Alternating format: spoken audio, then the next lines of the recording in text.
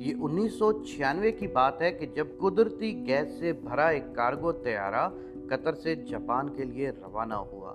یہ قطری گیس کی پہلی بڑی برآمد اور اربوں ڈالر کی صنعت کا آغاز تھا، جس نے قطریوں کو عالمی دولت کے ایسے عروج پر پہنچا دیا کہ جہاں سے نیچے اترنا شاید اب قطریوں کے بھی بس کی بات نہیں ہے۔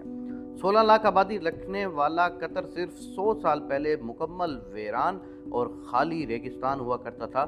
1922 تک یہ علاقہ عملی طور پر بھی ایک غیر آباد سرزمین تھا۔ آپ میں سے بہت سے لوگوں کے لیے یہ حیرانگی کی بات ہوگی کہ 12,000 کلومیٹر سے بھی کم رقبے پر مشتمل یہ چھوٹی سی خلیجی ریاست ماہی گیروں اور موتی جمع کرنے والوں کی ایک بستی تھی کہ جہاں کے باشندوں کی اکثریت جزیرہ نما عرب کے وسیع صحراؤں سے آنے والے خانہ بدوش مسافروں پر مشتمل تھی۔ مزید ستم ظریفی یہ ہوئی کہ 1923 اور 1940 کے عشرے میں جاپانیوں نے موتیوں کی فارمنگ ایجاد کر کے قطر کی رہی سہی معیشت کو بھی تباہ کر دیا۔ یہی وجہ تھی کہ اسی دہائی میں قطر اپنے 30% باشندوں سے بھی محروم ہو گیا، جو بیرون ملک معاشی مواقع تلاش کرنے کے لیے اپنا علاقہ چھوڑ کر چلے گئے تھے۔ 10 سال بعد 1950 میں اقوام متحدہ کے مطابق یہاں 24,000 سے بھی کم باشندے رہ گئے تھے۔ مگر 1950 کے قطر اور آج کے قطر کا موازنہ کیا جائے تو ہماری عقل دنگ رہ جاتی ہے، کیونکہ جو کچھ قطر میں ہوا ایسا تو صرف کسی معجزے کی صورت میں ہی ممکن تھا۔ لہٰذا آج اس معجزے کا نام تیل و گیس کے ذخائر کی دریافتگی رکھا گیا ہے۔ قطر کی قسمت کی تبدیلی ایک معجزے کا ہی نتیجہ تھی، کیونکہ اسی دوران وہاں تیل کے بڑے بڑے ذخائر دریافت ہوئے، جن میں سے ایک کا شمار دنیا میں تیل کے سب سے بڑے ذخائر میں بھی ہوتا ہے۔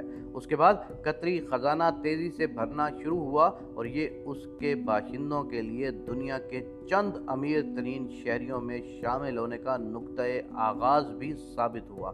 قطر میں جس وقت خام تیل کے کنویں ذخائر دریافت ہوئے تو اس وقت تک وہ ایک قوم کے طور پر وجود نہیں رکھتا تھا۔ قطر میں تیل کے اولین ذخائر 1939 میں ملک کے مغربی ساحل پر اور دوحہ سے تقریباً 80 کلومیٹر دور دخان نامی علاقے میں دریافت ہوئے۔ تاہم اس تلاش سے فائدہ اٹھانے میں مزید چند اور سال بھی لگے۔ یہ دریافت دوسری عالمی جنگ کے آغاز میں ہوئی، جس کی وجہ سے 1949 تک تیل کی برآمد تعطل کا شکار رہی اور فوری طور پر اس دریافت سے فائدہ نہیں اٹھایا جا سکا۔ تیل کی بڑھتی ہوئی صنعت کی کشش نے تارکین وطن اور سرمایہ کاروں کو قطر کی طرف متوجہ کیا اور یوں اس کی آبادی میں اضافہ ہونے لگا۔ اس کے نتیجے میں 1950 میں 50,000 سے کم آبادی کے مقابلے میں 1970 تک یہ آبادی بڑھ کر 1 لاکھ سے تجاوز کر گئی۔ اس کے 1 سال کے بعد برطانوی راج کے خاتمے کے بعد قطر ایک آزاد ریاست کے طور پر مستحکم ہو گیا۔ خوش قسمتی سے اسی دوران ایک اور معدنی دریافت نے قطر پر دولت کے نئے دروازے کھول دیے اور اس کا نام قدرتی گیس تھا۔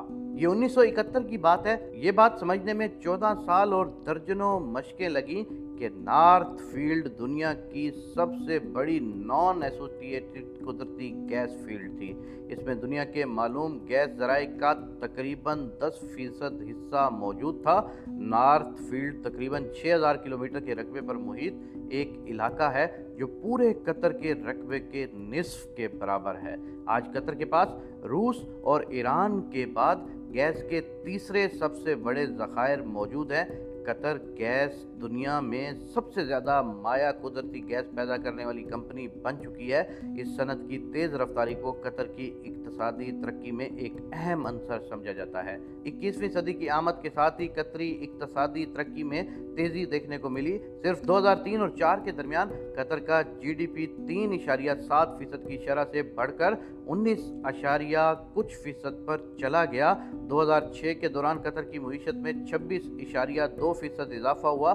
ماہرین کے مطابق اس کے بڑے ذخائر کی مجموعی کارکردگی کو بہتر بنانے کے لیے انہیں نکالنے، مائع میں تبدیل کرنے اور ڈسٹریبیوشن انفراسٹرکچر سرمایہ کاری میں کئی گنا اضافہ ہوا۔ یہ 1996 کی بات ہے کہ جب قدرتی گیس سے بھرا ایک کارگو قطر سے جاپان کے لیے روانہ ہوا۔ یہ قطری گیس کی پہلی بڑی बरामद और अरबों डॉलर की सनत का आगाज़ था, जिसने कतरियों को आलमी दौलत के अरूज पर पहुंचाया। 2021 में कतर में फीकस जीडीपी 61,276 डॉलर थी। अगर हम कुव्वत खरीद को भी मद्देनज़र रखें तो आलमी बैंक के मुताबिक ये 93,521 अमेरिकी डॉलर पहुंच जाती है, जो कि दुनिया में सबसे ज़्यादा है। और इसकी आबादी की कम तादाद भी इस हवाले से बहुत ज़्यादा फ़र्क डालती है। इस वक्त कतर में कतरियों की तादाद सिर्फ 3 से 3.5 लाख के लगभग है और इसी मुल्क की कुल आबादी 30 लाख के करीब है। इन अफराद में ज़्यादातर तादाद गैर मुल्कियों की है। इसका मतलब यह है कि वो आबादी जिन्हें रियासत के ये अजीम फ़वाइद मिलने हैं वो बहुत कम है। यही वजह थी कि यहाँ की फीकस जीडीपी इतनी तेज़ी से बढ़ने लगी। कतरी रियासत आला उजरतों की ज़मानत देने के अलावा मजबूत तालीमी और सेहत का निज़ाम भी फराम करती है। मिसाल के तौर पर मुआशी तरक्की के बावजूद कतर की मईशत को कई चैलेंजेस भी दरपेश हैं। यही वजह है कि हालिया बरसों में कतर की शानदार इक़्तिसादी तरक्की को धचका लगा और उसे सुस्त रवि का सामना रहा। माहौलियाती तब्दीली और आलमी दर्जा हरारत में नाकाबिले बर्दाश्त हद तक इजाफे के खदशात के बाइस दुनिया फॉसल फ्यूल पर इंसाल कर रही है। 21वीं सदी के दूसरे अशरे में जब तेल की कीमतों में कमी हुई तो फॉसल फ्यूल पर इन्हिसार करने वाली मईशतों में इक्तसादी तनों को नागुज़ीर करार दिया जाने लगा। सिर्फ यही नहीं बल्कि खलीज के दीगर मुल्कों के साथ सफारती तनाज़े ने भी कतर की मईशत पर ज़रब लगाई। माहिरीन का ख्याल है कि कतर अभी तक गैस या तेल की बरामदात पर मुनसर मईशत में जिद्दत नहीं ला पाया।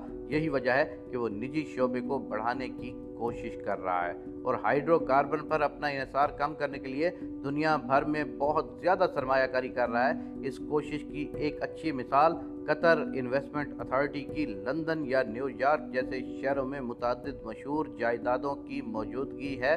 सिर्फ यही नहीं बल्कि कतर का हुक्मरान ख़ानदान मुल्क में सियाहत को भी ज़बरदस्त तरीके से फ़रोग़ देने पर काम कर रहा है। फुटबॉल वर्ल्ड कप 2022 की मेज़बानी और कतर को दुनिया भर से आने वाले सियाहों के लिए तैयार करना इसी सिलसिले की एक कड़ी है। दरअसल फुटबॉल वर्ल्ड कप 2022 की मेज़बानी ने कतर को ये मौका फराम किया कि वो दुनिया भर के सियाहों को सिर्फ इस इवेंट के लिए ही नहीं बल्कि मुस्तकबिल में उन्हें बार बार कतर आने पर मजबूर करें। नीज़ दोहा को मीटिंग्स, कॉन्फ्रेंस और तकरीबात के मरकज़ में तब्दील करने की कोशिश भी की जा रही है। कतर की जानिब से फुटबॉल वर्ल्ड कप में 2 लाख मिलियन अमरीकी डॉलर से ज़्यादा की सरमायाकारी इसकी मईशत की वुसअत की अक्कासी करती है। ये तारीख का सबसे महंगा वर्ल्ड कप था जिसमें 8 स्टेडियम, एक नया हवाई अड्डा और एक नई मेट्रो लाइन बनाई गई। दोस्तों, अगर आपको हमारी वीडियो पसंद आए तो हमारी वीडियो को ज़रूर शेयर कीजिएगा और मुख्तलिफ मुल्कों के बारे में हमारे टॉपिक्स अगर आपको अच्छे लगें तो ज़रूर बताइएगा। हम आपके लिए पूरी दुनिया से टॉपिक ढूंढ कर लाते हैं।